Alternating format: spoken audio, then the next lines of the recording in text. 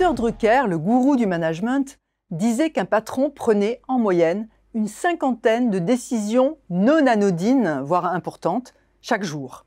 C'est dire qu'aucun dirigeant, statistiquement, n'est à l'abri de l'erreur. Dans certains cas, il n'est pas possible de revenir sur une décision, sinon on peut penser qu'Emmanuel Macron rembobinerait la séquence de juin dernier et ne dissoudrait pas l'Assemblée nationale. Mais dans l'immense majorité des cas, on peut prendre une mesure corrective ou changer de cap. Or, il est rare qu'on le fasse. Qu'est-ce qui nous freine? La mauvaise décision n'est pas forcément grave en soi.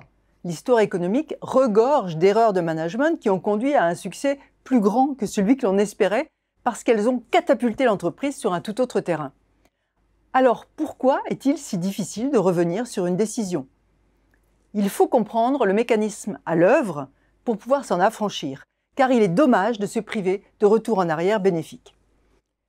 On sait que le rapport à l'erreur dans la culture française n'est pas le même que dans la culture américaine, par exemple. L'erreur, qui est souvent perçue comme une faute chez nous, fait partie d'un processus normal de try and learn, essayer et apprendre, outre-Atlantique. C'est une question de fierté, d'hubris, qui est liée à notre éducation et à laquelle Descartes n'est sans doute pas étranger, puisqu'il ne parle d'échec que pour nous faire culpabiliser et qu'il répète que l'erreur dépend de notre volonté, ce qui revient à dire qu'échouer, c'est échouer à être. Il faut donc vaincre sa fierté. Ensuite, il y a la crainte des protestations frontales, des moqueries dans votre dos, de la démotivation de ceux qui auront travaillé pour rien. On prendra d'autant plus facilement une décision corrective que l'on saura désamorcer les critiques. Donc que l'on aura préparé l'avant, le pendant et l'après. Alors d'abord, avant l'annonce du changement de cap, il est nécessaire de préparer le terrain. Il ne faut pas que le revirement apparaisse comme un coup de tête, une décision prise seule. Il ne doit pas non plus être une totale surprise. Il est donc important d'avoir discuté des problèmes qu'a soulevés la mauvaise décision avec quelques collaborateurs. Il faut leur avoir laissé entendre que vous n'allez pas laisser les choses en l'état et les avoir poussés à réfléchir et formuler des solutions. Deuxième phase, pendant l'annonce, il est important de parler à la première personne. J'ai décidé et non les circonstances nous contraignent à. Il faut assumer. Ne surtout pas imputer ce revirement à d'autres personnes ou à des pressions extérieures.